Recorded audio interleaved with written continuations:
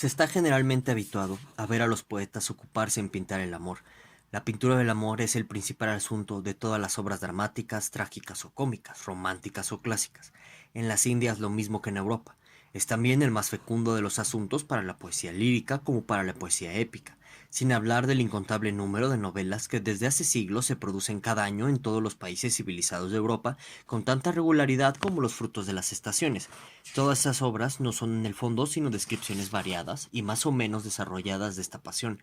Las pinturas más perfectas, Romeo y Julieta, la nueva Eloísa, Geder, han adquirido una gloria inmortal. Es un gran error decir con la que Ford que sucede con el amor apasionado como con los espectros, de que todo el mundo habla y nadie ha visto. O bien negar con Lichtenberg, en su ensayo sobre el poder del amor, la realidad de esta pasión y el que esté conformada con la naturaleza, porque es imposible concebir como un sentimiento extraño o contrario a la naturaleza humana, como un puro capricho, no se canse de pintarlo el genio de los poetas ni la humanidad de acogerlo con una simpatía inquebrantable, puesto que sin verdad no hay arte cabal. Por otra parte, la experiencia general, aunque no se renueva todos los días, prueba que, bajo el imperio de ciertas circunstancias, una inclinación viva y aún gobernable puede crecer y superar por su violencia a todas las demás pasiones, echar a un lado todas las consideraciones, vencer los obstáculos con una fuerza y una perseverancia increíble, hasta el punto de arriesgar sin vacilación la vida por satisfacer su deseo y hasta perderla si ese deseo es sin esperanza. No solo en las novelas hay Goethers y Jacopos Ortices. Todos los años pudieran señalarse en Europa por lo menos media docena, pero han tenido muertes desconocidas, mueren desconocidos y sus sufrimientos no tienen otro cronista, sino el empleado que registra las defunciones, ni otros anales sino la sección de noticias de los periódicos. Las personas que leen los diarios franceses e ingleses certificarán la exactitud de esto que afirmo, pero aún es más grande el número de los individuos a quienes esta pasión conduce al hospital de locos. Por último, se comprueba cada año diversos casos de doble suicidio, cuando dos amantes desesperados caen víctimas de las circunstancias exteriores que los separan. En cuanto a mí, nunca he comprendido cómo dos seres que se aman y creen hallar en ese amor la felicidad suprema, no prefieren romper violentamente con todas las convenciones sociales y sufrir todo género de vergüenzas, más bien que abandonar la vida, renunciando a una aventura más allá de la cual no imaginan que exista más. En cuanto a los grados inferiores, los ligeros ataques de esta pasión, todo el mundo los tiene a diario de vista, y a poco joven que sea, la mayor parte del tiempo también en el corazón. Por tanto, no es lícito dudar de la realidad del amor ni de su importancia, en vez de asombrarse de que el filósofo trate también de apoderarse de esta cuestión, tema eterno para todos los poetas, más bien debería sorprender porque un asunto que representa en la vida humana un papel tan importante haya sido hasta ahora abandonado por los filósofos y no se presente. De todos los filósofos es Platón quien se ocupó más del amor, sobre todo en el banquete y en el Fed. Lo que dijo acerca de este asunto entra en el dominio de los mitos, fábulas y juegos de ingenio, y sobre todo concierne al amor griego. Lo poco que él dice Rousseau en el discurso sobre la desigualdad es falso e insuficiente. Kant, en la tercera parte del Tratado sobre el sentimiento de lo bello y de lo sublime, toca tal asunto de una manera harto superficial y a veces inexacta, como quien no es muy ducho en él. Platner, en su antropología, no nos ofrece sino ideas medianas y corrientes. La definición de Spinoza merece citarse a causa de su extremada sencillez. El amor es un cosquilleo acompañado por la idea de una causa externa.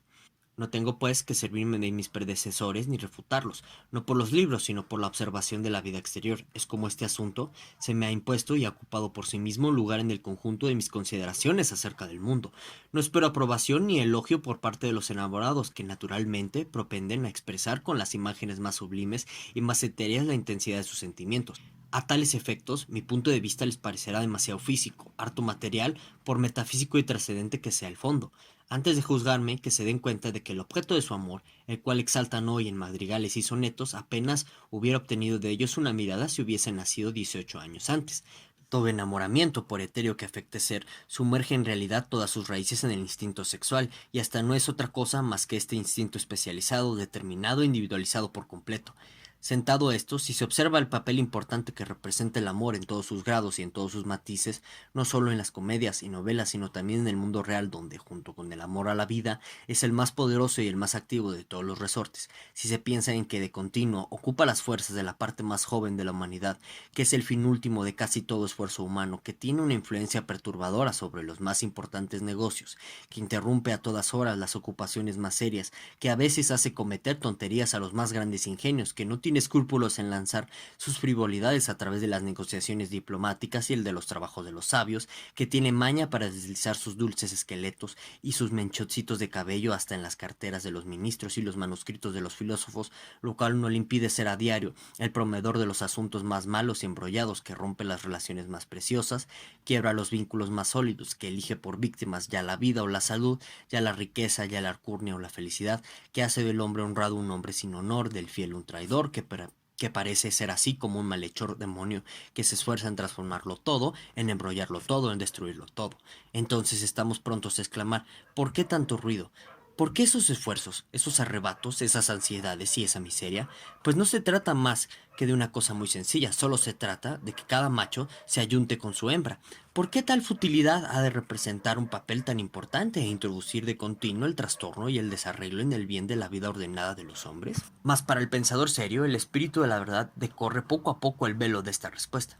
No se trata de una fruselería, lejos de eso, la importancia de la cuestión es igual a la formalidad y el ímpetu de la persecución. El fin definitivo de toda empresa amorosa, lo mismo si se inclina a lo trágico que a lo cómico, es en realidad, entre los diversos fines de la vida humana, el más grave e importante, y merece la profunda seriedad con que cada uno lo persigue. En efecto, se trata nada menos que de la composición de la próxima generación. Los dramatis personae, los actores que entrarán en escena cuando salgamos nosotros, se encuentran así determinados en su existencia y en su naturaleza por esta pasión tan frívola, lo mismo que el ser, la existencia de esas personas futuras por condición absoluta, el instinto del amor en general, la naturaleza propia de su carácter, su esencia, depende en absoluto de la selección individual por el amor de los sexos, y se encuentra así irrevocablemente fijada desde todos los puntos de vista. He aquí la clave del problema: la conoceremos mejor cuando hayamos recorrido todos los grados del amor, desde la inclinación más fugitiva hasta la pasión más vehemente. Entonces reconoceremos que su diversidad nace del grado de la individualización en la elección.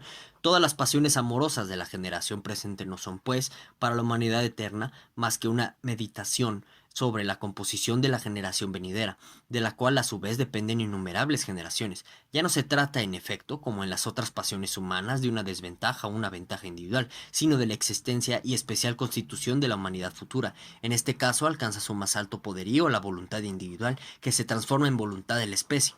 En este gran interés se funda lo patético y lo sublime del amor, sus transportes, sus dolores infinitos, que desde millares de siglos no se cansan los poetas de representar con ejemplos sin cuento.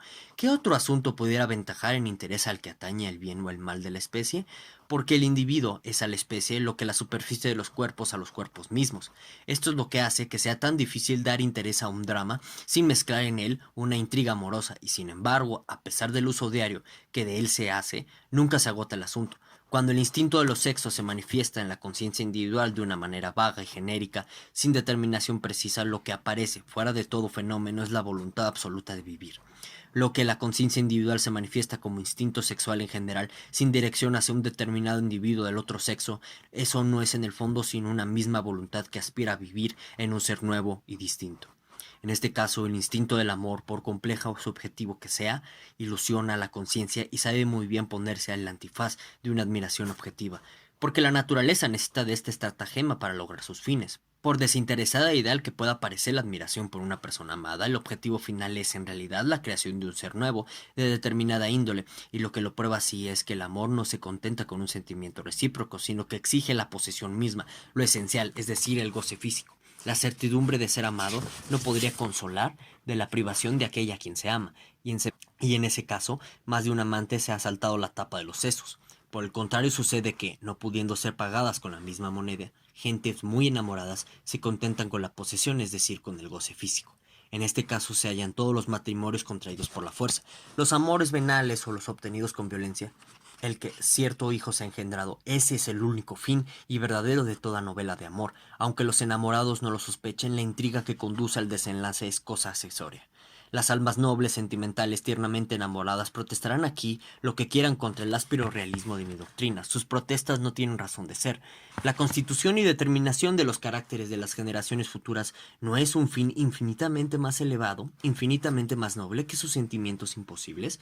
Entre todos los fines que se propone la vida, ¿no puede haber alguno más considerable?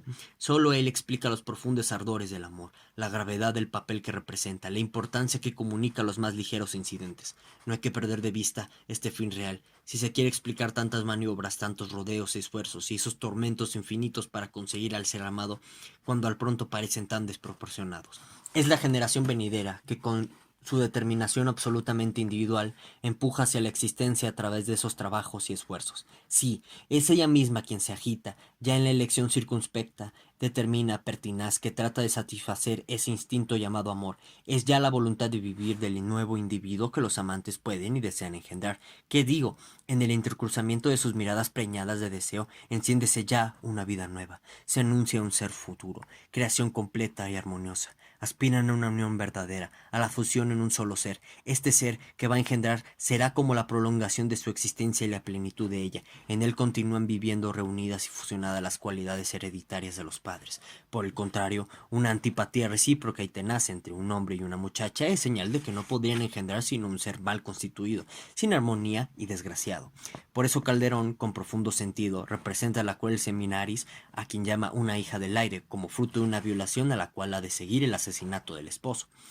Esta soberana fuerza que trae exclusivamente uno hacia otro a dos individuos de distinto sexo es la voluntad de vivir, manifiesta en toda la especie. Trata de realizarse según sus fines en el hijo que debe nacer de ellos. Tendrá del padre la voluntad o el carácter, de la madre la inteligencia, de ambos la constitución física, y sin embargo las facciones reproducirán más bien las del padre, la estatura recordará más bien a la de la madre. Si es difícil explicar el carácter eternamente especial y exclusivamente individual de cada hombre, no es menos difícil comprender el sentimiento a sí mismo particular y exclusivo que arrastra a dos personas una hacia otra. En el fondo, esas dos cosas no son más que una sola. La pasión es implícitamente lo que la individual es explícitamente. El primer paso hacia la existencia, el verdadero punctum saliens de la vida, es en realidad el instante en que nuestros padres comienzan a amarse, encapricharse cada uno por el otro, según una admirable expresión inglesa. Y como llevamos dicho, del encuentro y adhesión de sus ardientes miradas nace el primer germen del nuevo ser, germen frágil, pronto a desaparecer como todos los gérmenes. Este nuevo individuo es, en cierto modo, una idea platónica, y como todas las ideas hacen un esfuerzo violento para conseguir manifestarse en el mundo de los fenómenos, ávidas de apoderarse de la manera que la ley de causalidad les entrega como patrimonio, así también esta idea particular de una individualidad humana tiende con violencia y ardor extremados a realizarse en un fenómeno. Esta energía, este ímpetu, es precisamente la pasión que los futuros padres experimentan el uno por el otro. Tienen grados infinitos, cuyas dos extremos pudieran designarse con el nombre de amor vulgar y de amor divino, pero en cuanto a la esencia del amor, es en todas partes y siempre el mismo, en sus diversos grados, en tanto más poderoso cuanto más individualizado. En otros términos, es tanto más fuerte cuanto, por todas sus cualidades y maneras de ser, la persona amada, con exclusión de cualquier otra, más capaz sea de corresponder a la aspiración particular y a la determinada necesidad que ha hecho nacer en aquel que la ama.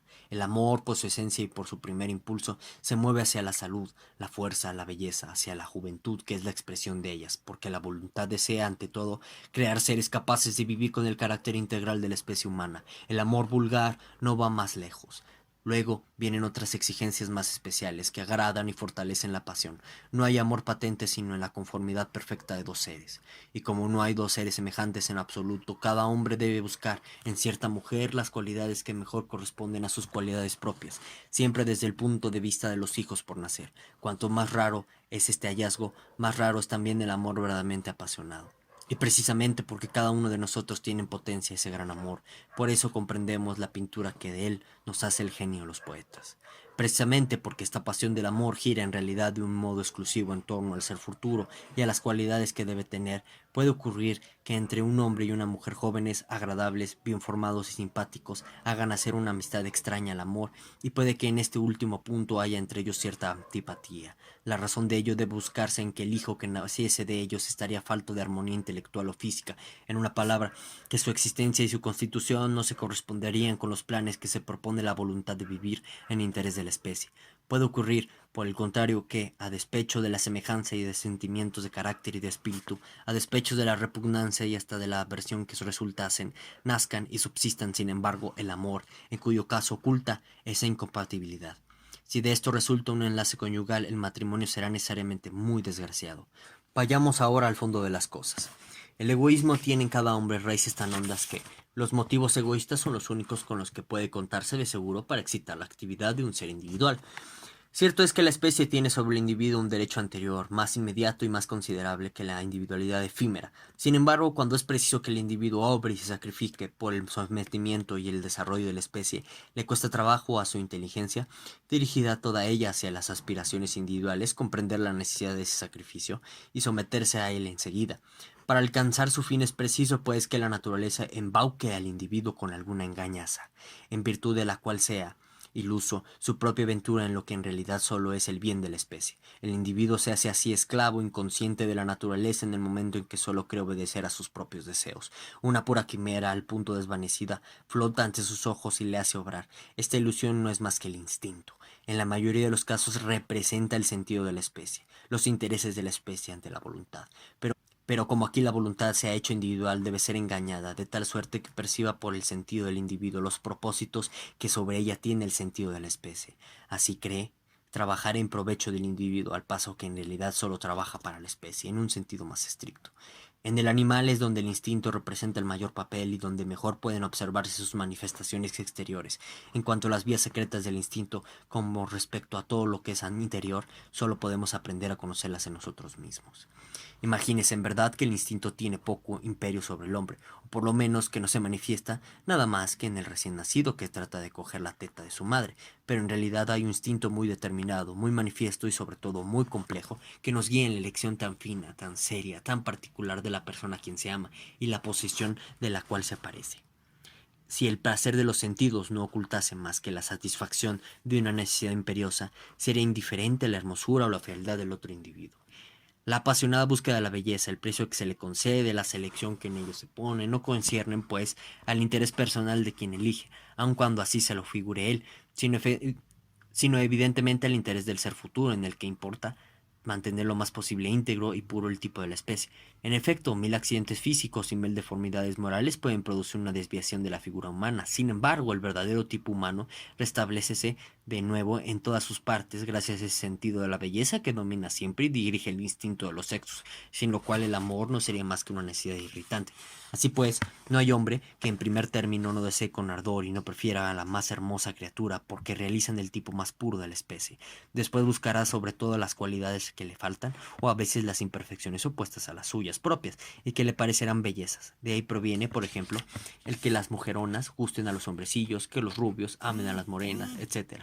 El entusiasmo vertiginoso que se apodera del hombre a la vista de una mujer cuya hermosura responde a su ideal y hace lucir ante sus ojos el espejismo de la suprema felicidad, si se une con ella no es otra cosa sino el sentido de la especie que reconoce su sello claro y brillante y que apetecería perpetuarse por ella.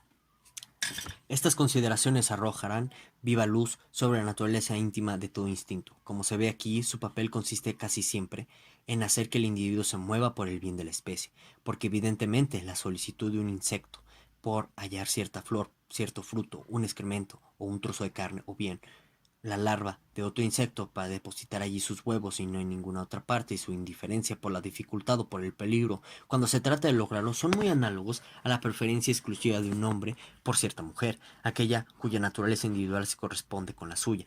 La búsqueda, con tal apasionado celo, que antes de ver que no consigue su objetivo con menosprecio de toda razón, sacrifica a menudo la felicidad de su vida, no retrocede ante un matrimonio insensato, ni ante relaciones ruinosas, ni ante el deshonor, ni ante actos criminales, adulterio, violación, y es únicamente por servir a los fines de la especie, bajo la soberana ley de la naturaleza, expensas hasta del individuo. Por todas partes parece dirigido el instinto por una intención individual, siendo así que es en un todo extraño a ella. La naturaleza hace surgir el instinto siempre que el individuo, entregado a sí mismo, sería incapaz de comprender las miras de ella o estaría dispuesto a resistirlas.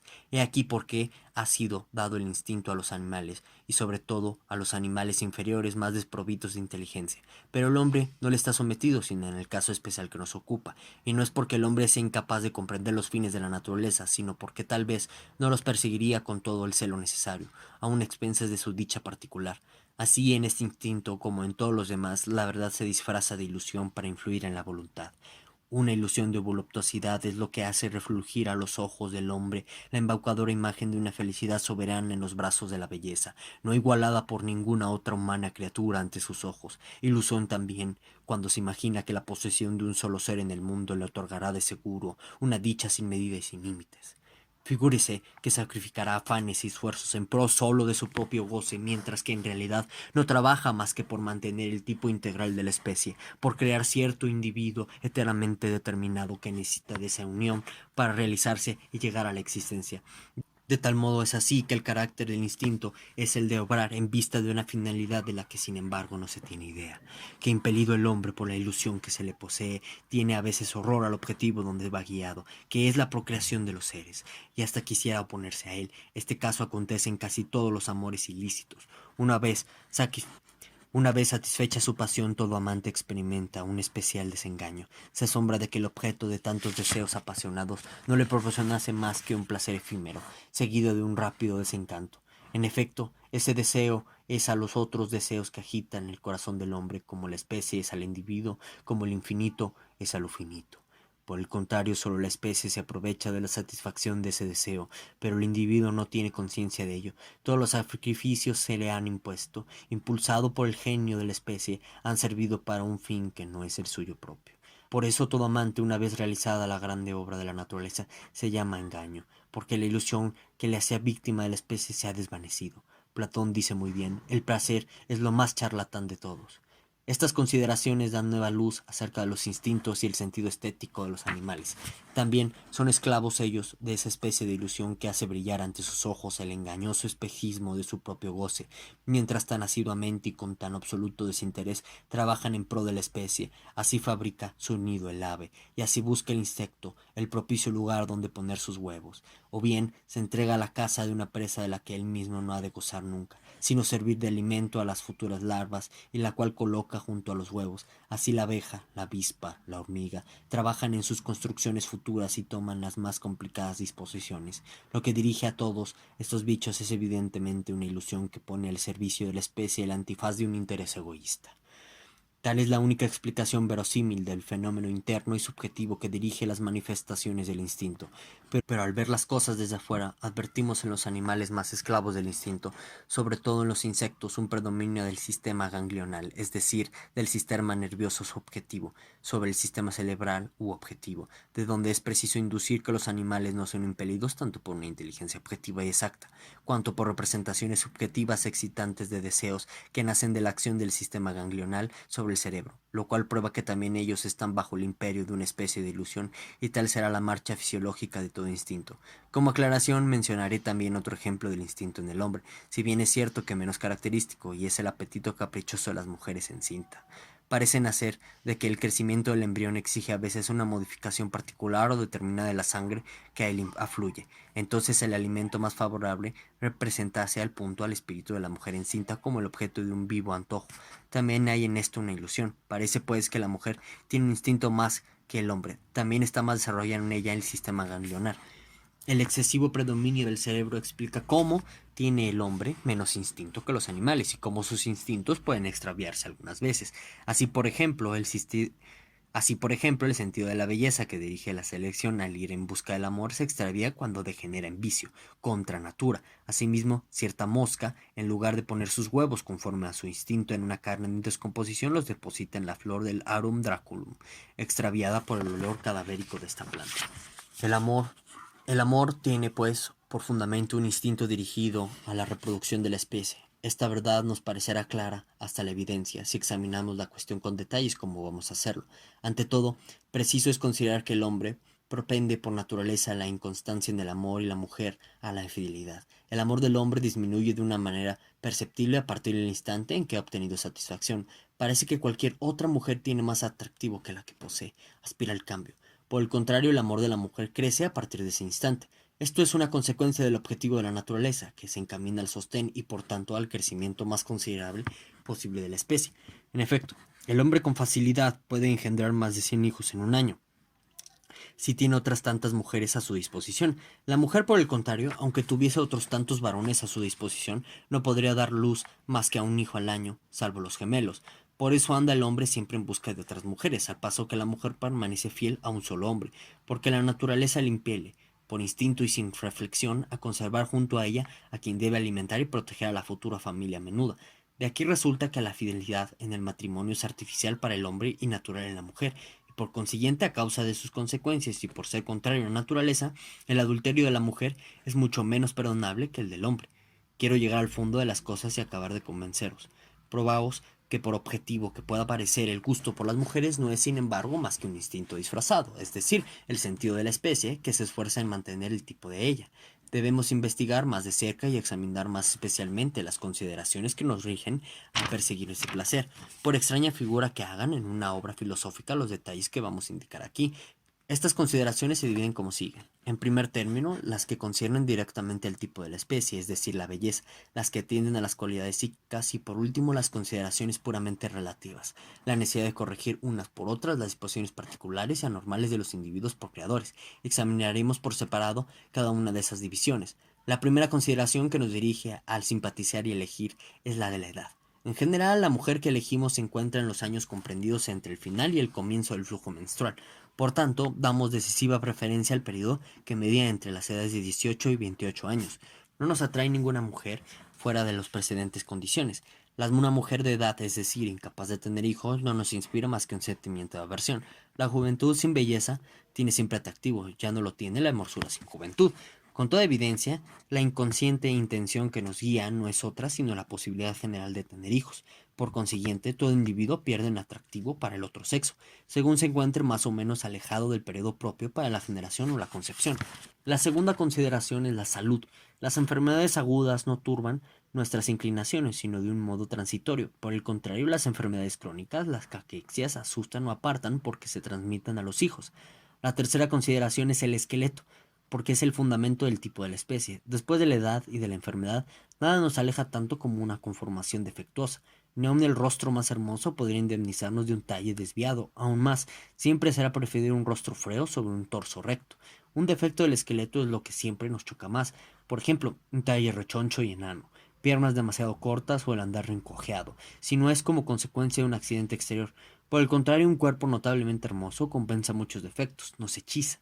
La extremada importancia que damos a todos los pies menudos tiene también relación con estas consideraciones. En efecto, son un carácter esencial de la especie, pues no hay ningún animal que tenga tan pequeños como el hombre del tarso y el metatarso juntos, lo que depende de su paso en actitud vertical, en un platigardo.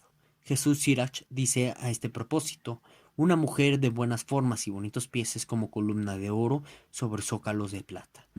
No es menor la importancia de los dientes porque sirven para la nutrición y son especialmente hereditarios. La cuarta consideración es siempre plenitud de carnes, es decir, el predominio de la facultad vegetativa de la plastosidad, porque este promete al feto un alimento rico. Por eso una mujer alta y flaca es repulsiva de sorprendente modo. Los pechos bien redondos y de buena forma ejercen una notable fascinación sobre los hombres, porque, hallándose en relación directa con las funciones gestivas en la mujer, prometen rico alimento al recién nacido.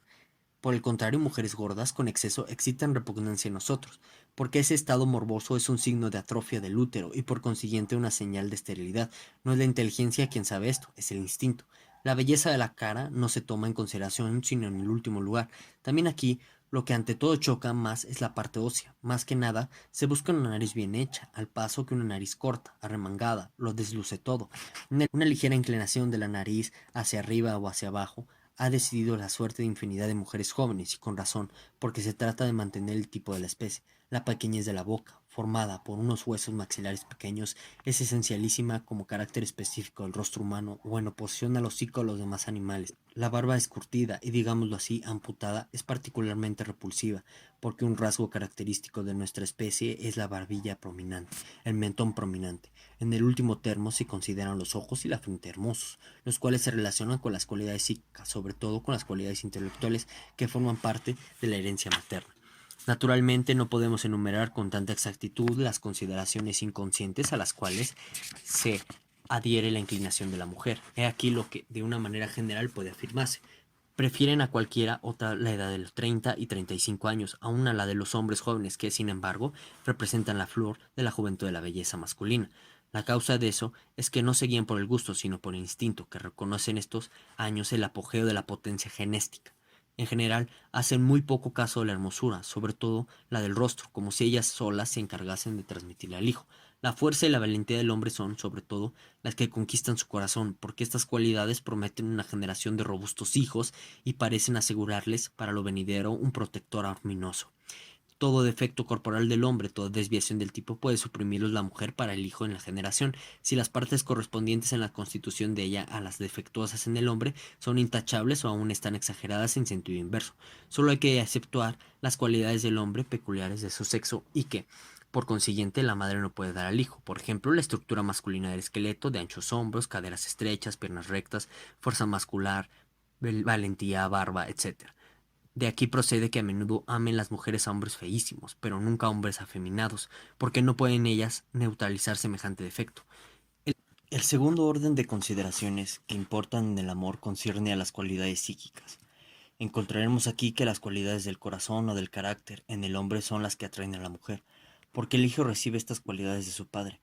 Ante todo ganan a la mujer una voluntad firme, la decisión y el arrojo, acaso hasta la rectitud y la bondad de corazón. Por el contrario, las cualidades intelectuales no ejercen sobre ella ninguna acción directa e instintiva, precisamente porque el padre no las transmite a sus hijos. La necesidad no perjudica ante las mujeres, con frecuencia ejercen un efecto desfavorable por su desaprovisión, un talento superior aún el ingenio mismo. Así se ve a menudo a un hombre feo, necio y grosero aventajar ante las mujeres a un hombre bien formado, ingenioso y amable. Hasta se ven matrimonios por amor entre seres todo lo más desemejantes posibles desde el punto de vista del espíritu. Por ejemplo, él, brutal, robusto y romo de entendimiento; ella, dulce, impresionable, aguda en el pensar, instruida, llena de buen gusto, etc., o el bien muy sabido, un genio, y ella una gansa. La razón de esto es que las consideraciones predominantes aquí no tienen nada de intelectual y se refieren al instinto. Lo que se tiene en cuenta para el matrimonio no es una conversación llena de chispas, sino la procreación de hijos. El matrimonio es un vínculo de los corazones y no de las cabezas. Cuando una mujer afirma que está prendada del talento de un hombre, es una presunción vana y ridícula o la exaltación de un ser degenerado. Por el contrario, en el amor instintivo, los hombres no se ven determinados por el contrario, en el amor instintivo los hombres no se ven determinados por las cualidades de carácter de la mujer. Por eso, tanto Sócrates han encontrado sus antipas, por ejemplo, Shakespeare, Alberto Durero, Byron, etc. Pero las cualidades intelectuales tienen aquí una gran influencia, porque se transmiten por la madre. Sin embargo, un influjo se ve fácilmente sobrepujado por el de la belleza corpórea, que obra de un modo más directo sobre puntos más esenciales. Acontece, no obstante, que madres instruidas por propia experiencia en este influjo intelectual hacen aprender a sus hijas las bellas artes, los idiomas, etc., para hacerlas atractivas a sus futuros maridos. Tratan así de ayudar a la inteligencia por medios artificiales, lo mismo que, si viene al caso, tratan de desarrollar las caderas y el pecho. Advirtamos que solo se trata aquí del atractivo por instinto e inmediato, el único que da origen a la verdadera pasión del amor. Que una mujer inteligente e instruida aprecie la inteligencia y el talento de un hombre, que un hombre razonable y reflexivo pruebe el carácter de su prometida y lo tenga en cuenta, eso nada hace para el asunto de que aquí tratamos. Así procede la razón en el matrimonio cuando es ella quien elige, pero no el amor apasionado, único que nos preocupa. Hasta ahora no he tenido en cuenta sino consideraciones absolutas, es decir, de un efecto general. Paso ahora a las consideraciones relativas, que son individuales, porque en este caso el fin es rectificar el tipo de la especie ya alterado, corregir los extravíos de tipo que la misma persona que elige tiene ya y volver así a una pura representación de aquel tipo. Cada cual ama precisamente lo que le falta. La elección individual que se funda en estas consideraciones por completo relativas es mucho más determinada, más resuelta y más exclusiva que la elección fundada solo en condiciones absolutas. De estas consideraciones relativas nace por lo común el amor apasionado, mientras que los amores comunes y pasajeros solo se guían por consideraciones absolutas. No siempre es la hermosa, perfecta y cabal lo que inflama las grandes pasiones. Para una inclinación verdaderamente apasionada se necesita una condición que solo podemos expresar mediante una metáfora tomada de la química. Las dos personas deben neutralizarse una a otra. Como un ácido y un ácil forman una sal neutra. Toda constitución sexual es una constitución incompleta. La imperfección varía según los individuos. En uno y en otro sexo, cada ser uno es más que una parte incompleta e imperfecta del todo. Pero esta parte puede ser más o menos considerable según las naturalezas. Por eso cada individuo encuentra su complemento natural en cierto individuo del otro sexo, que representa en cierto modo la fracción indispensable para el tipo completo, que lo concluye y neutraliza en sus efectos, y produce un tipo cabal de la humanidad en el nuevo individuo que debe nacer, porque todo conspira sin cesar a la construcción de ese ser futuro. Los fisiólogos saben que la sexualidad en el hombre y en la mujer tiene innumerables grados. La virilidad puede descender hasta el horrible gindarco, hasta la hipostasis, Asimismo, hay las mujeres graciosas andróginos. Los dos sexos pueden llegar al hermafroditismo completo y estos individuos, que constituyen el justo medio entre los dos sexos y no forman parte de ninguno, son incapaces de reproducirse. Para la neutralización de los individuos, una por otra, es preciso que el indeterminado grado de sexualidad en cierto hombre corresponda exactamente en el grado de sexualidad en cierta mujer, a fin de esas dos disposiciones parciales se compensen mutuamente con exactitud, se compensen la una a la otra con exactitud. Así es que el hombre más viril buscará a la mujer más femenina y viceversa. Los amantes miden por instinto esta parte proporcional necesaria a cada uno de ellos, y ese cálculo inconsciente se encuentra con las demás consideraciones en el fondo de toda gran pasión. Por eso, cuando los enamorados hablan con tono patético de la armonía de sus almas, casi siempre debe sobreentenderse la armonía de las cualidades físicas propias de cada sexo, y de tal naturaleza que pueden engendrar un ser perfecto. Armonía que importa mucho más que el concierto de sus almas, el cual después de la ceremonia suele convertirse en chillona discordancia. Únase a esto las consideraciones relativas más ajenas que se fundan en el hecho de que cada cual se esfuerza por neutralizar por medio de la otra persona sus debilidades, sus imperfecciones y todos los extravíos del tipo normal, por temor a que se perpetúen en el hijo futuro o que se exageren y lleguen a ser deformidades. Cuanto más débil es un hombre desde el punto de vista de la fuerza muscular, más buscará mujeres fuertes, y la mujer obrará lo mismo. Pero como es una ley de la naturaleza que la mujer tenga una fuerza muscular menor, también está en la naturaleza el que las mujeres prefieran a los hombres robustos. La estatura es también una consideración importante. Los hombres bajitos tienen decidida inclinación a las mujeres angorrietas, y recíprocamente. La aversión de las mujeres grandes por los hombres grandes está en el fondo de las miras de la naturaleza, a fin de evitar una raza gigantesca, cuando la fuerza transmitida por la madre sería demasiado débil para asegurar larga duración en esta raza excepcional. Si una macetona elige por marido a una si una macetona elige por marido a un mocetón, entre otros móviles, por hacer mejor figura en sociedad, sus descendientes esperarán esta locura. Hasta en las diversas partes del cuerpo busca cada cual un correlativo a sus defectos, a sus desviaciones, con tanto mayor cuidado cuanto más importante sea la parte. Por ejemplo, las personas de nariz chata contemplan con inexplicable placer una nariz aguileña, un perfil de loro y así por el estilo. Los hombres de formas escuálidas de largo esqueleto admiran a una personilla que cabe bajo una taza y corta con exceso. Lo mismo sucede con el temperamento, cada cual prefiere lo opuesto al suyo y su preferencia es proporcional siempre a la energía de su propio temperamento. Y no es que una persona perfecta en algunas de sus partes ame las imperfecciones contrarias, sino lo que las y no es que una persona perfecta en alguna de sus partes ame las imperfecciones contrarias, sino que las soporta con más facilidad lo que otras las soportarían, porque los hijos encuentran en esas cualidades una garantía contra una imperfección más grande. Por ejemplo, una persona muy blanca no sentirá repugnancia por un tinte aceitunado, pero a los ojos de una persona de tez negruzca un tinte de una blancura desmembrada parece divinamente hermoso. Hay casos excepcionales en que un hombre puede prendarse de una mujer decididamente fea, conforme a nuestra ley de concordancia de los sexos, cuando el conjunto de los defectos e irregularidades físicas de la mujer son exactamente lo opuesto y por consiguiente el correlativo de los hombres. Entonces llega la pasión, por lo general a un grado extraordinario. Sin sospecharlo, el individuo obedece en todo esto a una orden superior, al de la especie. De aquí la importancia que otorga a ciertas cosas, las cuales pudieran y deberían serle diferentes como individuo. Nada hay tan extraño como la seriedad profunda e inconsciente con que se observa a uno de los dos jóvenes de diferente sexo que se ven por primera vez, la mirada inquisidora y penetrante que uno a otro se dirigen, la minuciosa inspección que todas las facciones y todas las partes de sus personas respectivas tienen que afrontar. Esta búsqueda, este examen, es la mediación del genio de la especie sobre el hijo que podría procrear y la combinación de sus elementos constitutivos. El resultado de esta mediación determinará el grado de su inclinación mutua y sus recíprocos deseos. Después de alcanzar cierto grado, este primer impulso puede suspenderse de pronto por el descubrimiento de algún detalle inadvertido hasta entonces. Así, media el genio de la especie la generación futura y la gran labor de Cupido, que especula, se ingenia y obra sin cesar, consiste en preparar la constitución de aquella. Poco importa la ventaja de los efímeros individuos ante los grandes intereses de la especie eterna, presente y futura. El Dios está siempre dispuesto a sacrificar los primeros sin compensación, porque el genio de la especie es relativamente a los individuos como un inmortal es a los mortales, y sus intereses son a los hombres como el infinito es a lo finito, sabiendo pues que administra bienes superiores a todos los que solo conciernen a un bien o a un mal individual, los gestiona con una impasibilidad suprema, en medio del tumulto de la guerra, en la agitación de los negocios, a través de los errores de una parte y aún los persigue hasta en el retiro del claustro. Más atrás hemos visto que la intensidad del amor crece conforme se individualiza. Lo hemos probado. La constitución física de dos individuos puede ser tal que, para mejorar el tipo de la especie y devolverle toda su pureza, uno de esos individuos deba ser completamente del otro. Un deseo mutuo y exclusivo los atrae entonces, y solo por el hecho de fijarse en un objeto único, que representa al mismo tiempo una misión especial de la especie, ese deseo adquiere a un punto del tal del carácter elevado y sumiso. Por la razón opuesta, el puro instinto sexual es un instinto vulgar, porque no se dirige a un individuo único, sino a todos, y solo trata de conservar la especie por el número cada vez más y sin preocuparse de la calidad.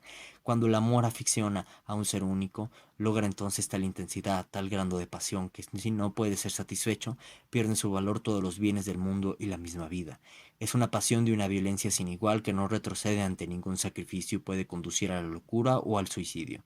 Las causas inconscientes de una pasión tan excesiva deben diferir de las que hemos puesto en claro más arriba y son menos aparentes. Preciso es que admitamos que aquí no se trata solo de adaptación física, sino que además la voluntad del hombre y la inteligencia de la mujer tienen entre sí una concordancia especial que hace que solo ellos puedan engendrar cierto ser enteramente determinado. La existencia de este ser es lo que tiene aquí un por punto de mira el genio de la especie, por razones ocultas en la cosa en sí, y que no son accesibles. La voluntad de vivir desea en este caso objetivarse en un individuo exactamente predeterminado y que solo puede engendrar ese padre unido a esta madre. Ese deseo metafísico de la voluntad en sí no tiene desde luego otra esfera de acción en la serie de los seres más que los corazones de los futuros padres. Arrebatados por este impulso, se imaginan no desear sino para sí mismos lo que solo tiene una finalidad puramente metafísica, es decir, fuera del círculo de las cosas existentes en realidad. Así pues, de la fuente original de todos los seres brota la aspiración de un ser futuro que encuentra la ocasión única para llegar a la vida, y esta aspiración se manifiesta en la realidad de las cosas por la pasión elevada y exclusiva de los padres futuros uno por otro. En el fondo, ilusión sin igual que impulsa a un enamorado a sacrificar todos los bienes de la tierra por unirse a esa mujer, y sin embargo, en verdad no puede darle ella ninguna cosa más que otra mujer. Tal es el único fin que se persigue, y prueba de ello es que esta pasión se extingue con el goce, lo mismo que las demás, con gran asombro de los interesados. También, también se extingue cuando hallándose estéril la mujer, lo que según Hurfer puede resultar de 19 vicios de constitución accidentales, se desvanece el fin metafísico. Millones de gérmenes desaparecen así cada día, en los cuales, no obstante, aspira también al ser el mismo principio metafísico de la vida. Para esto no hay consuelo alguno, a no ser el de la voluntad de vivir dispone del infinito en el espacio, en el tiempo y en la materia, y que tiene abierta una ocasión inagotable de volver. Paracelso, que no se ha ocupado de este tema y difiere en su pasamiento al mío, atribuyó, al menos fugazmente, la opinión aquí expuesta. En un contexto totalmente distinto y con su peculiar estilo ha anotado la siguiente afirmación asombrosa. Estos son aquellos que Dios unió, como aquella fue de Urías y de David, aunque esto se oponga diametralmente al matrimonio justo y legítimo. Así lo pensaba la mente humana. Pero a causa de Salomón, que no podía ser en otro lugar sino en Bétreni, con el germen de David, a pesar de que aquella era una menetriz, uniólos Dios. El deseo amoroso que los poetas de todos los tiempos se esfuerzan por expresar con mil formas sin agotar nunca el asunto, ni siquiera igualarlo. Ese deseo que une a la posesión de cierta mujer la idea de una felicidad infinita y un dolor inexpresable al pensamiento de no poder conseguirla. Ese deseo y este dolor amoroso no pueden tener otro por principio las necesidades de un individuo efímero. Ese deseo es el suspiro ese deseo es el suspiro del genio de la especie que, para realizar sus propósitos, ve aquí una ocasión única que aprovechar o perder, y exhala hondos gemidos. Solo la especie tiene una vida sin fin, y ella sola es capaz de satisfacer y de dolores infinitos. Pero encuéntrese estos aprisionados dentro del mezquino pecho de un mortal. ¿Qué tiene de extraño cuando ese pecho parece querer estallar y no puede encontrar ninguna expresión que pinte el pensamiento de la voluptuosidad o de penas infinitas que le invade? Este es el asunto de toda poesía erótica de un género elevado, de esas metáforas trascendentes que se yerguen muy por encima de las cosas terrenas. Esto es lo que inspiraba a Petrarca, lo que inspiraba a Saint-Just, a los Goethe, a los Jacob Portris. Sin eso serían incomprensibles e inexplicables. Ese precio infinito que los amantes se conceden uno a otro no puede fundarse en raras cualidades intelectuales, en cualidades objetivas o reales, sencillamente porque los enamorados no se conocen uno a otro con bastante exactitud. Tal era el caso de Petrarca. El espíritu de la especie es el único que de una sola mirada puede ver qué valor tienen los amantes para él y cómo le pueden servir para sus fines. Por eso las grandes pasiones suelen nacer a la primera mirada. Si la pérdida de la mujer amada, sea por obra de un rival o por de la muerte, causa al amante apasionado un dolor que excede a todos los demás, es precisamente porque este dolor es de una naturaleza trascendente y no le hiere solo como individuo, sino en su esencia eterna, en la vida de especie cuya voluntad especial estaba encargado de realizar. De aquí proviene que los celos están tan llenos de tormentos y sean tan feroces, y que el más grande de todos los sacrificios sea el de renunciar a la persona amada. Un héroe se ruboriza de exhalar quejas vulgares, pero no quejas de amor, porque entonces no es él, es la especie quien se lamenta. En la gran Zenobia de Calderón hay en el segundo acto una escena entre Zenobia y Decio, donde dice este: cielos, luego tú que me quieres, perdieras 100.000 victorias, volviéramos, etc.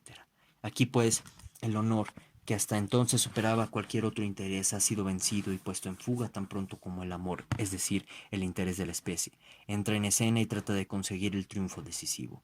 Solo ante este interés cede el honor, el deber y la fidelidad, después de haber resistido a todas las demás tentaciones hasta las amenazas de muerte.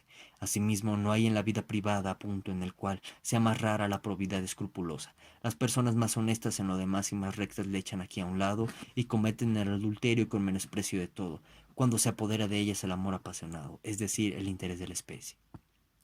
Hasta parece que creen tener conciencia de un privilegio superior, tal como los intereses individuales nunca podrían conocerlo semejante, precisamente porque obran interés de la especie. Merece señalarse desde este punto de vista el pensamiento de Camfort. Cuando un hombre y una mujer tienen uno por otro una pasión violenta, siempre me parece que sean cuales fueran los obstáculos que les separan, marido, padres, etc. Los dos amantes son uno de otro por mandato de la naturaleza, que se pertenecen recíprocamente por derecho divino, a pesar de las leyes y convenciones humanas. Si se alcanzasen protestas contra esta teoría, no bastaría recordar la asombrosa indulgencia con que en el Evangelio tratan a la mujer adúltera el Salvador, cuando presupone la misma falta en todos los presentes. Desde este mismo punto de vista, la mayor parte del Decamerón parece ser una pura burla, un puro sarcasmo del genio de la especie contra los derechos y los intereses de los individuos, que tira por los suelos. El genio de la especie separa y anonada sin esfuerzo todas las diferencias de alcurnia, todos los obstáculos, todas las barreras sociales, disipa cual una leve arista todas las instituciones humanas, sin cuidarse más que la de las generaciones futuras. Bajo el imperio de un interés amoroso desaparece todo peligro y hasta el ser más pusilánime encuentra valor. En la comedia y la novela, con qué placer, con qué simpatía acompañamos a los jóvenes que defienden su amor, es decir, el interés de la especie, y que triunfan de la hostilidad de los padres únicamente preocupados por los intereses individuales. Pues tanto como la especie sobreempuja al individuo, otro tanto supera la pasión en importancia de elevación y justicia a todo lo que la contraria. Por eso el asunto fundamental de casi todas las comedias es la entrada en escena del genio de la especie con sus aspiraciones y sus proyectos, amenazando los intereses de los otros personajes de la obra y tratando de sepultar la felicidad de estos. Generalmente lo consiguiente y el desenlace conforme con la justicia poética satisface al espectador, porque este último comprende que los designios de la especie son muy superiores al de los individuos. Después del desenlace sale de allí consolado del todo, dejando victoriosos a los enamorados, asociándose a la ilusión de que han puesto los cimientos de su propia aventura, cuando en realidad no han hecho más que sacrificarla en aras del bien de la especie, a pesar de las previsiones y la posición de sus padres.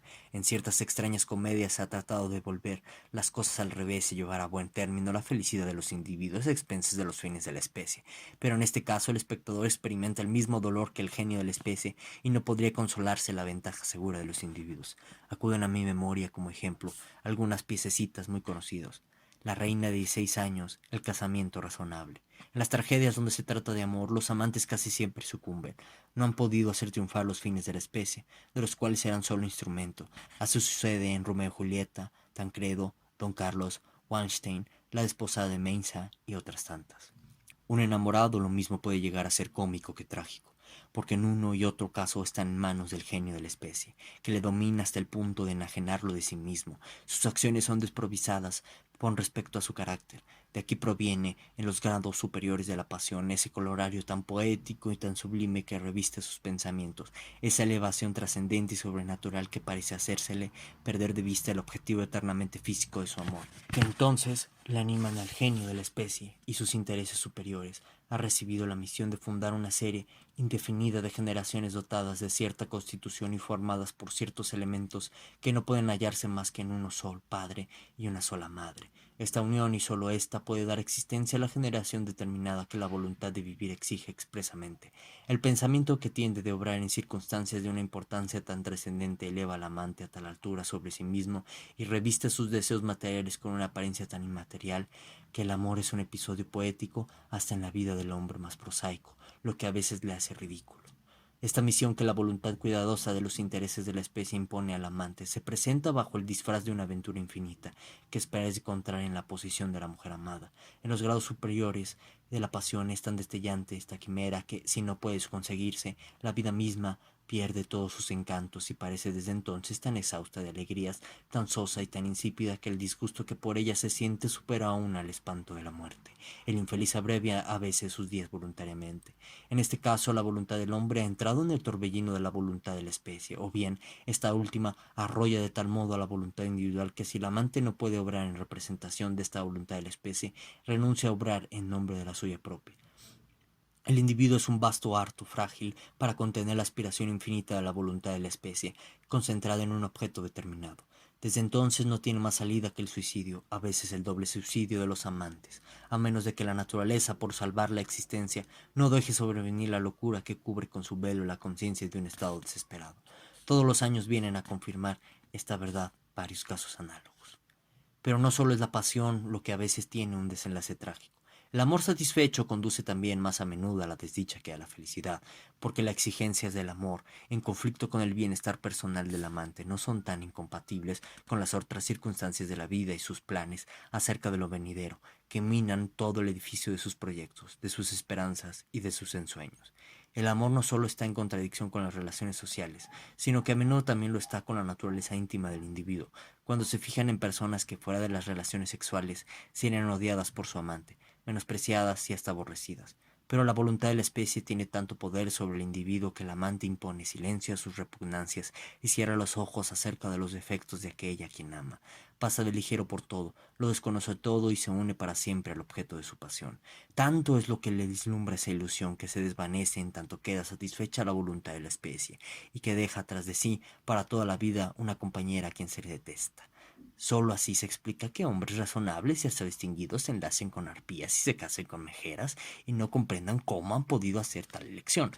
He aquí por qué los antiguos representaban al amor con una venda en los ojos. Hasta puede suceder que un enamorado reconozca con claridad los vicios intolerables de temperamento y de carácter en su prometida aquí, las cuales le presagian una vida de tormentos, y hasta puede ocurrir que sufra por eso amargamente, sin tener valor para renunciar a ella. No importa si eres culpable, no lo pregunto siquiera, sé que te amo tal cual eres y me basta tal idea.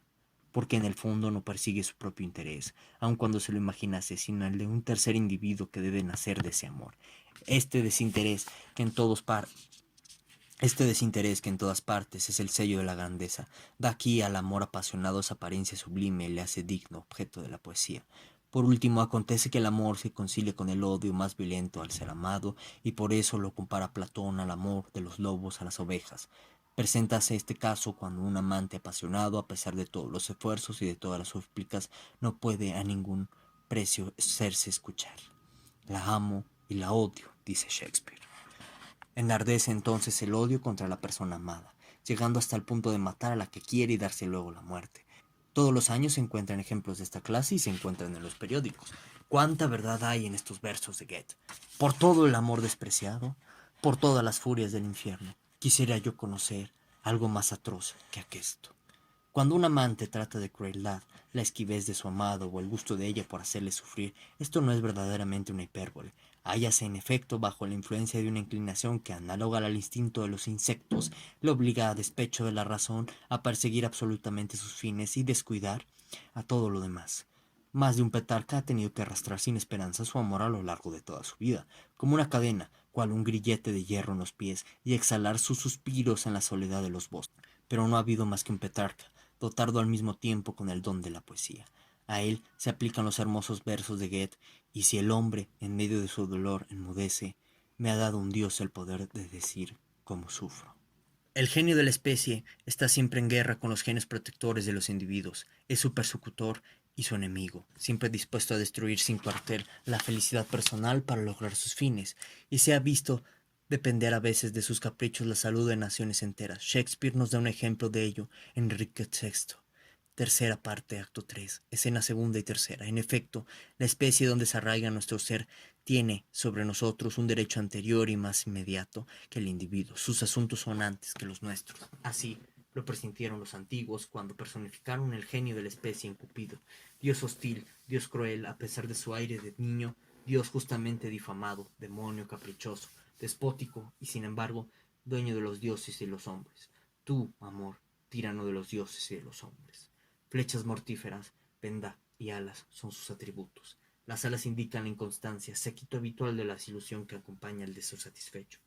En efecto, como la pasión se funda en una ilusión de felicidad personal, en provecho de la especie, una vez pagado hasta el tributo, al decaer, la ilusión tiene que disiparse. El genio de la especie que había tomado posesión del individuo le abandona de nuevo a su libertad. Desamparado por él, cae en los estrechos límites de su pobreza y se asombra al ver que después de tantos esfuerzos sublimes, heroicos e infinitos, no le queda más que una vulgar satisfacción de los sentidos. Al contrario de lo que esperaba, no encuentra más al contrario de lo que se esperaba, no se encuentra más feliz que antes. Advierte que ha sido víctima de los engaños de la voluntad de la especie. Por eso, regla general, cuando el deseo la consigue, luego abandona su Ariadna. Si hubiese sido satisfecha la pasión de Petrarca, hubiera cesado su canto, como el del ave en cuanto están puestos los huevos en el nido. Nótese al paso. Notemos al paso que mi metafísica del amor desagradará de seguro a los enamorados. Si fuera accesible a la razón, si, si fueran accesibles a la razón, la verdad fundamental que he descubierto les habría capaces más que ninguna otra cosa de denominar su amor, pero hay que atenerse a la sentencia del antiguo poeta cómico. Lo que en sí carece de razón y medida, no podrás regirlo con la razón. Los matrimonios por amor se conciertan en interés de la especie y no en provecho del individuo. Verdad es que los individuos se imaginan que trabajan por su propia dicha, pero el verdadero fin les es extraño a ellos mismos, puesto que no es más que la procreación de un ser que solo por ellos es posible, obedeciendo uno y otro al mismo impulso. Naturalmente, deben tratar de estar en el mejor acuerdo que puedan. Pero muy a menudo, gracias a esta ilusión instintiva, que es la esencia del amor, la pareja así formada se encuentra, en todo lo demás, en el desacuerdo más ruidoso.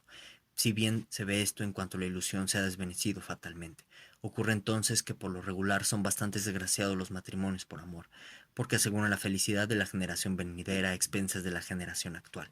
Quien se casa por amor ha de vivir con dolores, dice el proverbio español. Lo contrario sucede en los matrimonios de conveniencia, concentrando la mayor parte de las veces según la elección de los padres. Las consideraciones que determinan esta clase de enlaces, cualquiera que pueda ser la naturaleza de ellos, a lo menos tienen alguna realidad y no pueden desaparecer por sí mismas. Estas consideraciones son capaces de asegurar la aventura de los esposos, pero a expensas de los hijos que deben nacer de ellos, y aún así es problemática esta felicidad. El hombre que al casarse se preocupa aún más del dinero que de su inclinación vive más para el individuo que para la especie, lo cual es absolutamente opuesto a la verdad, a la naturaleza y merece cierto menosprecio. Una joven soltera que, a pesar de los consejos de sus padres, rehúsa la mano de un hombre rico y joven aún, y rechaza todas las consideraciones de conveniencia para elegir su mano según su gusto instintivo, hace en aras de la especie el sacrificio de su felicidad individual. Pero precisamente a causa de esto no puede negársele cierta aprobación, porque ha preferido lo que más importa y alguna obra según el sentido de la naturaleza, o hablando con mayor exactitud de la especie. Al paso, al paso que los padres le aconsejan en el sentir del egoísmo individual. Parece pues que al concentrarse una boda es preciso sacrificar los intereses de la especie o los de los individuos. La mayoría del tiempo así sucede, tan raro es ver las conveniencias y la pasión ir juntas de la mano. La miserable constitución física, moral o intelectual de la mayor parte de los hombres proviene, sin duda, en gran manera de que, por lo general, se conciertan los matrimonios no por pura elección o simpatía, sino por toda una clase de consideraciones exteriores y conforme a ciertas circunstancias accidentales.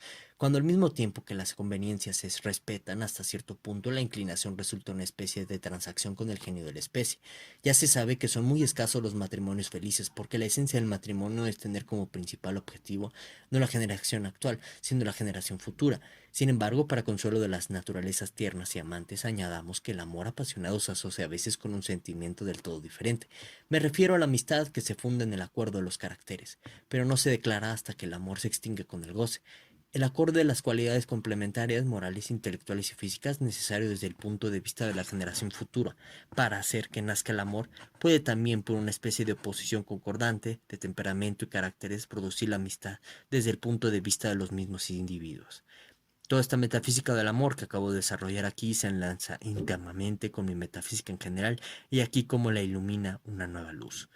Se ha visto que en el amor de los sexos la selección atenta, elevándose poco a poco hasta el amor apasionado, se funda en el tan alto y serio interés que el hombre se toma por la constitución especial y personal de la raza venidera. Esta simpatía en extremo notable confirma precisamente dos verdades presentables. Esta simpatía en extremo notable confirma precisamente dos verdades presentadas en los anteriores capítulos. El primer término, la indestructibilidad del ser en sí mismo que sobrevive al hombre en esas generaciones por venir. Esta simpatía tan viva y tan activa que nace no de la reflexión y de la intención, sino de las aspiraciones y de las tendencias más íntimas de nuestro ser, no podría existir de una manera tan indestructible y ejercer sobre el hombre tan gran imperio si el hombre fuese totalmente efímero y si las generaciones sucedieran tal y de tal manera, distintas unas de otras, sin más lazo que la continuidad del tiempo. La segunda verdad es que el ser en sí reside en la especie más que en el individuo, porque este interés por la constitución especial de la especie, que es el origen de todo comercio amoroso, desde el capricho más fugaz hasta la pasión más seria, es, en verdad, para cada uno el asunto más importante, es decir, aquel cuyo buen o mal éxito le afecta de la manera más sensible, es decir, aquel cuyo buen o mal éxito le afecta de la manera más sensible y donde le viene, por excelencia, el nombre de asunto del corazón. Por eso, cuando este interés ha hablado de una manera decisiva, se le subordina y en caso preciso se le sacrifica. Cualquier otro interés que solo concierna a la persona privada. Así prueba del hombre que le Así prueba el hombre que la especie le importa más que el individuo, y que vive más directamente en la especie que en el individuo. ¿Por qué, pues, está pendiente el enamorado con completo abandono de los ojos de aquella a quien le ha regido? ¿Por qué está dispuesto a sacrificarlo todo por ella? Porque la parte inmortal de su ser es lo que por ella suspira, al paso que cualquier otro de sus deseos solo se refiere a un ser fugitivo inmortal.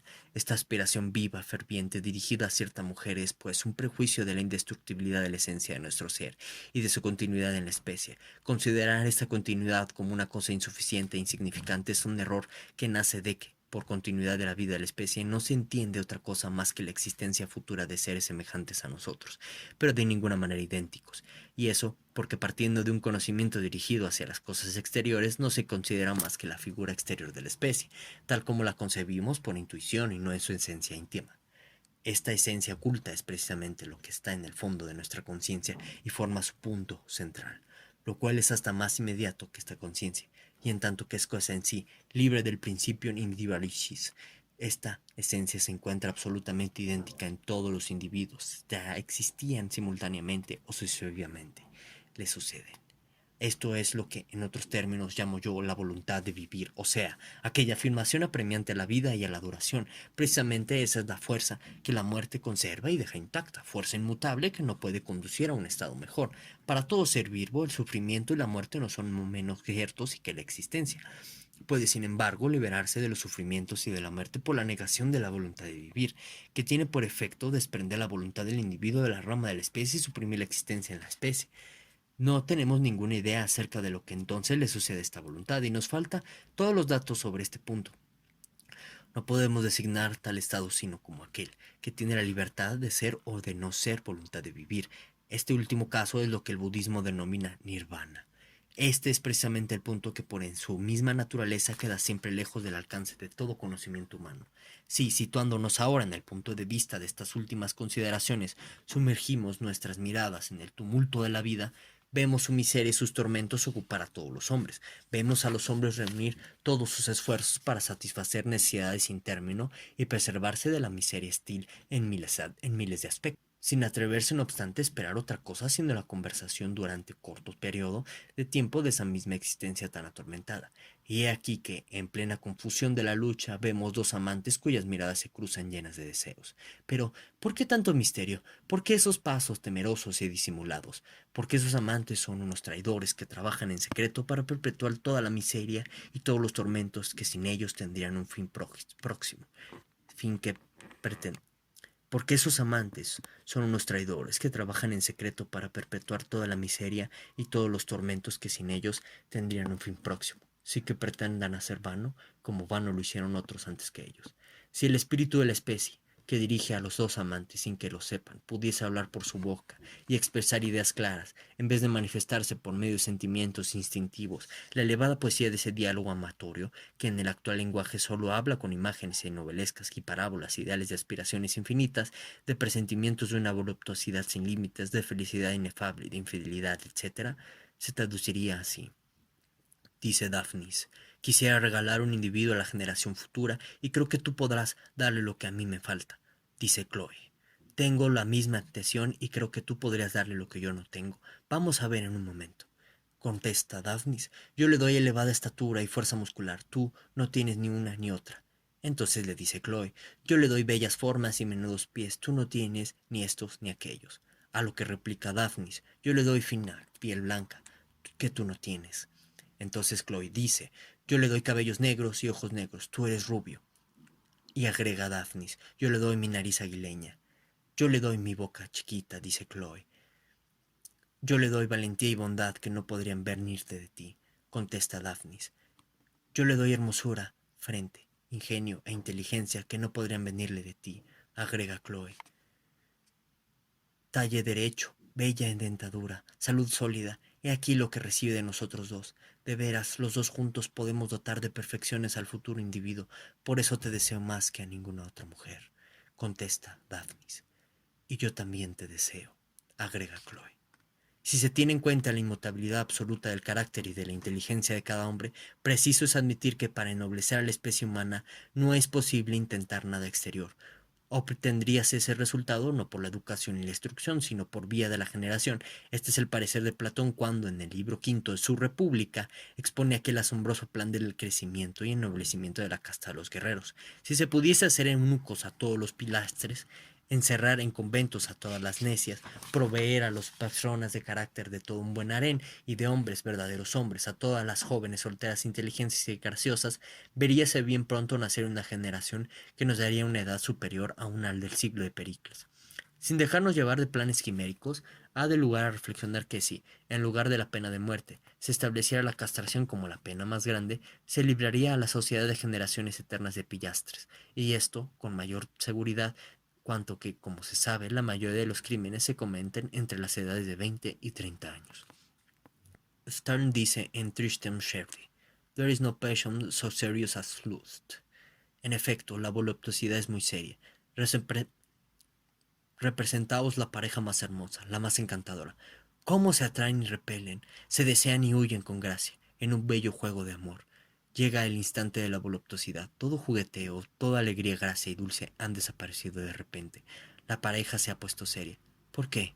Porque la voluptuosidad es bestial y la bestialidad no se ríe. Las fuerzas de la naturaleza obran seriamente en todas partes. La voluptuosidad de los sentidos es lo opuesto al entusiasmo que nos abre el mundo ideal.